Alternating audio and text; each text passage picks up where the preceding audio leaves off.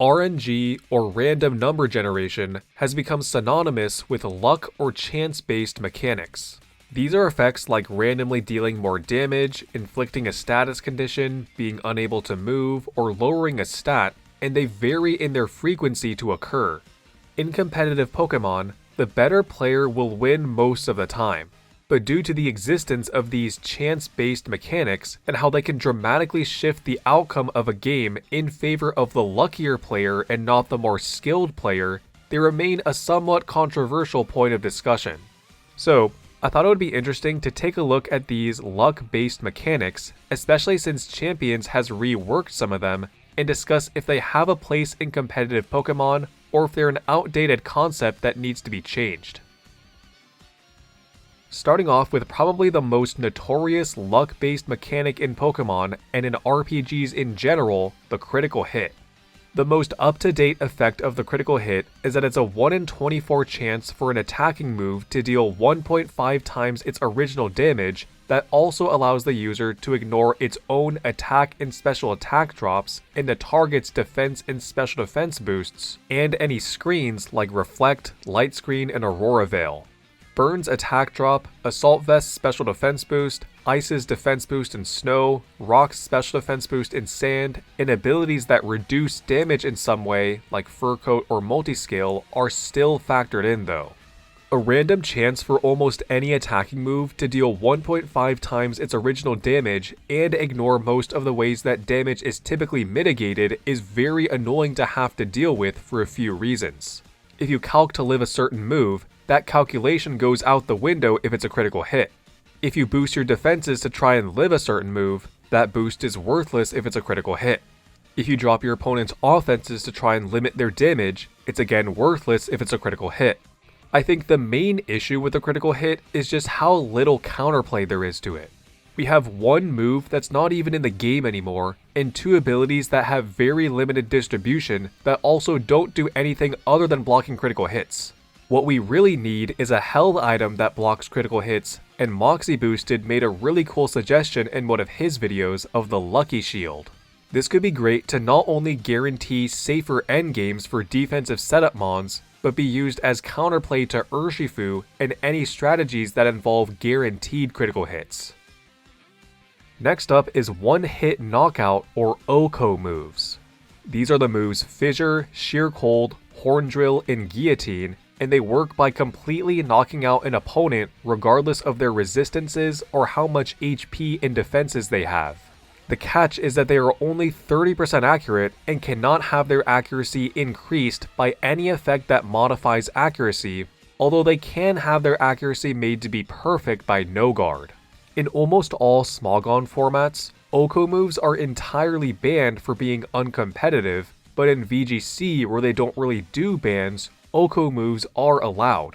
Surprisingly, or not, no one really bothers with them since they are incredibly inconsistent, except for the 30% of the time where they are. This is true for pretty much all RNG based mechanics, but OHKO moves are especially polarizing in terms of feeling amazing when using them, but feeling terrible when having them used against you, perhaps because the effect is so powerful. There are a few elements of counterplay to OHKO moves, as all of them have a type that's immune to them, since Horn Drill and Guillotine are normal type, so ghost types are immune, Fissure is ground type, so flying types are immune, and Sheer Cold is ice type, and ice types were made to be immune starting in Gen 7. There's also the Focus Sash, which will guarantee a survival with 1 HP if at full HP, and the Sturdy ability, which outright grants an immunity to OHKO moves in addition to having the effect of the Focus Sash. Every format, it feels like there's one or two mons that run an OHKO move, like Tinglu, Dondozo, and Articuno in Scarlet and Violet, and partners to Mega Hawlucha in Champions, although that strategy involves using no guard, so it's not RNG. Next up is Flinching. This is an effect exclusive to secondary effects of attacking moves, and it causes the target to be unable to move for that turn. Other than Fake Out, which is a guaranteed chance, all flinch chances are either 10, 20, or 30%. You need to move before your opponent to have a chance to flinch them, since if they've already moved, they won't lose their ability to move. In competitive doubles, there's one move in particular that's especially controversial in the topic of flinching, which is Rock Slide, as it's a widely distributed spread move of a type that no ability or other type is immune to. You're more likely than not to flinch at least one opponent at 51%, although that assumes that you double hit, which is only an 81% chance. Although it's only a 9% chance, every competitive player has felt the pain of getting double flinched from a Sand Rush or Choice Scarfed Rock Slide user, and it makes you feel completely hopeless if you don't have the right counterplay. There is counterplay to it though, much better than crits, although flinching also generally has a much higher probability to occur than crits. The counterplay is in the abilities Inner Focus and Shield Dust in the item Covert Cloak. Inner Focus has decent users in Dragonite and Entei, with Inner Focus also blocking Intimidate, but both of them are weak to Rock, and Covert Cloak is good, but due to the duplicate item clause, you can only give it to one Pokemon on a team, and at the time of making this video, it's not even in Pokemon Champions. What really baffles me about Rock Slide is that its flinch chance wasn't nerfed in Champions, but Iron Head's was from 30% to 20%. Nothing in VGC was abusing Iron Head's flinch chance since Jirachi is a mythical, so I really don't get the logic behind this nerf and the lack of a nerf to Rock Slide. Next up is Evasiveness. This is a stat modifier that decreases your chance of getting hit with an attack, basically making moves that target you less accurate. There's a few ways that this can be achieved. The moves Double Team and Minimize, the abilities Sand Veil and Snow Cloak, and the item Bright Powder. This is another mechanic that's outright banned in most singles formats, which is understandable since singles heavily favor setup compared to doubles. In doubles, it's mostly balance, but just kind of a degenerate strategy that no one likes except for a few hardcore Alolan Muck fans. The reason that it doesn't see a lot of play, which is probably a good thing, is because you could instead spend those setup turns or item slots on actually dealing damage consistently, rather than setting up a scenario where you have a chance to avoid incoming damage. There's also a fair bit of counterplay, both in terms of things that you might just normally bring to a team, as well as things that you could easily add to a team if you want to be extra safe. Moves that bypass the accuracy check will ignore any evasion boosts, with Kingambit's Kowtow Cleave, Meowscarada's Flower Trick, Iron Crown's Tachyon Cutter, any Hurricane or Thunder user in the Rain, and any move that has the property of dealing double damage and having perfect accuracy against a minimized mon being great options. Any unaware Pokemon ignores opposing stat changes to evasion, but not evasion boosts from abilities or items, and same with the move Sacred Sword and the abilities Mind's Eye and Keen Eye. The moves Haze and Clear Smog reset stat changes, and the move Taunt prevents the use of status moves like Minimize entirely. Even without these elements of counterplay, evasion itself has limits to it since it works different from other stat boosts, with it also not stacking past +6 with accuracy drops, so the minimum modifier for evasion or accuracy stat changes is only 0.33, so moves will still be hitting a third of the time at worst.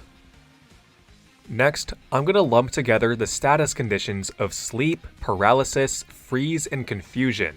They all have something in common, which is a varying chance of restricting the inflicted Pokemon's ability to move. Confusion is the only volatile status condition, meaning that it goes away upon switching, and it was also the only one that didn't get nerfed in Champions.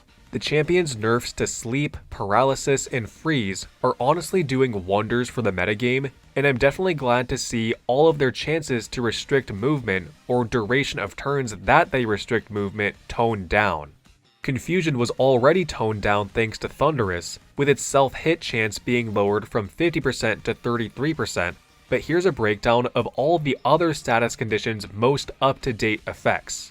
Opponent inflicted sleep lasts a guaranteed 1 turn, with a 1/3 chance to wake up on turn 2, and a guaranteed wake on turn 3. Paralysis still have speed, but it causes the inflicted Pokemon to have a 1 in 8 chance to be fully paralyzed. Freeze has no guaranteed frozen turn like Sleep, but it has a lower 1 in 4 chance to thaw out on any turn, with a guaranteed thaw on turn 3. While these are annoying to have happen to you when they come up, there's ways to completely shut down status conditions, with Lumberry healing a status condition once, and Misty Terrain preventing all status conditions for 5 turns, so if you really don't want to take the risk, you can do something about it. However, I can definitely also see the argument that planning your whole team around preventing a status condition that only some opponents will inflict on you, that also only has a 25% or whatever chance to cause you to lose your turn, is a waste of resources.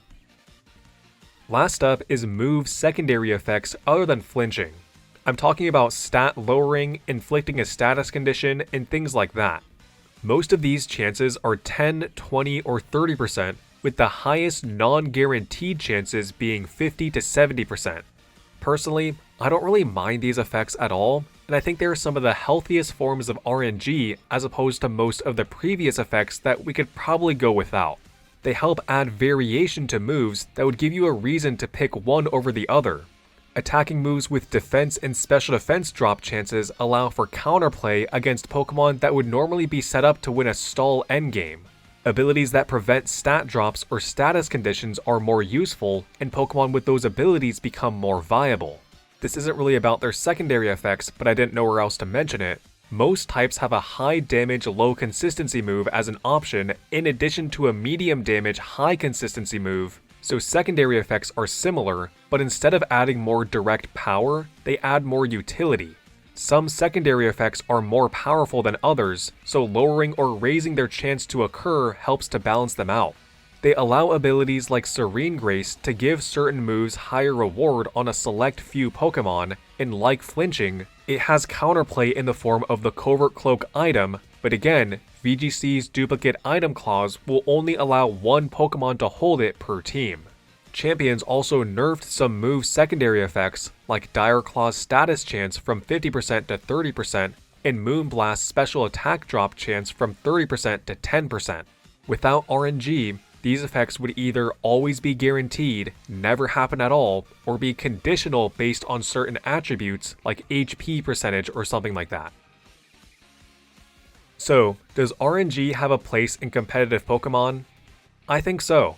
For every annoying critical hit used against you that cost you the game, there's also a critical hit that landed on your opponent that won you the game. Every Focus Blast that missed is a Scald that burned. Every Hurricane that missed is a Fissure that hit. The times where things didn't go your way will just naturally stand out to you more because of negativity bias, even if things are going your way just as much. And if you're really worried about it, there's counterplay to nearly every RNG mechanic. So, just remember this next time you feel like you're unlucky. Anyway, if you want to support me and my channel, just leave a nice comment. If you want to take it a step further, you can become a member for as low as 99 US cents a month to get a badge next to your name in early video access like all of these lovely people. Shout out to my level 2 members, Lukey Skywalker, Zephyro, Luke Mileto, Silksong, Codename Unknown, Jaden, and John for your extra support. I have a second channel, Extra Bell, where I post unscripted videos and videos I've scrapped from the main channel, and a Twitch channel where I occasionally stream champions. Likes are also one of the ways that YouTube determines if a video should be passed around to more people, so if you feel that this video deserves to be, I would appreciate it. Thanks for watching.